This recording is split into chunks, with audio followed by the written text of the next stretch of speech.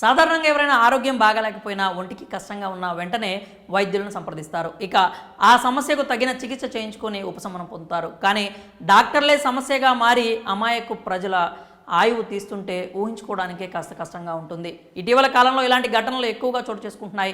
చాలామంది వైద్యులు ఈ మధ్య కాలంలో శస్త్రచికిత్స పేరుతో అమాయక ప్రజల ప్రాణాలతో చెలగాటమాడుతున్నారు. డబ్బు కోసం అత్యాశకి పోయి తెలిసి తెలియని వైద్యంతో హెవీ డోస్ మెడిసిన్స్ను రోగులకు ఇవ్వడం, వారి పట్ల నిర్లక్ష్యంగా వ్యవహరించడం వంటివి చేస్తున్నారు. దీంతో వైద్యుడిని దేవుడిగా భావించే రోగులు వారి చేతిలోనే శాశ్వతంగా కన్నుమూస్తున్న ఘటనలు చాలానే జరుగుతున్నాయి.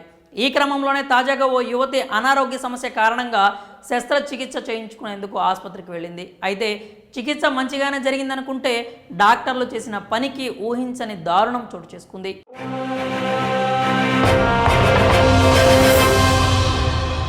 ఆ వివరాల్లోకి వెళ్తే కిడ్నీలో స్టోన్ ఏర్పడిందని శస్త్రచికిత్స కోసం ఆసుపత్రికి వెళ్ళిన ఓ యువతి చివరికి విగత జీవిగా మారింది. కేవలం డాక్టర్లు చేసిన నిర్లక్ష్యం వల్లే మా కుమార్తె తిరుగురాని లోకాలకు వెళ్ళిపోయింది అని ఆ యువతి తల్లిదండ్రులు గుండెలు పగిలేలా రోధిస్తున్నారు. అయితే ఈ ఘటనలో యువతి తల్లిదండ్రులు తెలిపిన వివరాల మేరకు కోలార్లోని నందినహల్లి గ్రామానికి చెందిన 22 ఏళ్ల దీప్తి గత కొంతకాలంగా కిడ్నీలో రాళ్ల సమస్యతో బాధపడుతోంది.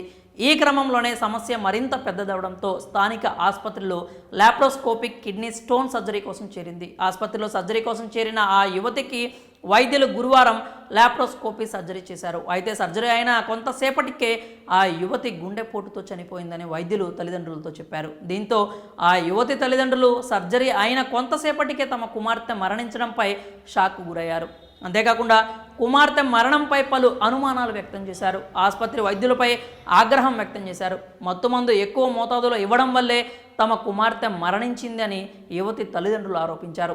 ఆసుపత్రి ఎదుట నిరసనకు దిగారు. ఇక ఈ ఘటనపై సమాచారం అందుకున్న పోలీసులు ఘటనా స్థలానికి వెళ్లి యువతి మరణంపై ఆరా తీశారు. ఘటనపై కేసు నమోదు చేసిన పోలీసులు దర్యాప్తు ప్రారంభించినట్లు తెలిపారు. మరి శస్త్రచికిత్స కోసం ఆసుపత్రికి వెళ్తే వైద్యుల నిర్లక్ష్యానికి యువతి బలైన ఈ ఘటనపై మీ అభిప్రాయాలను కామెంట్స్ రూపంలో తెలియజేయండి.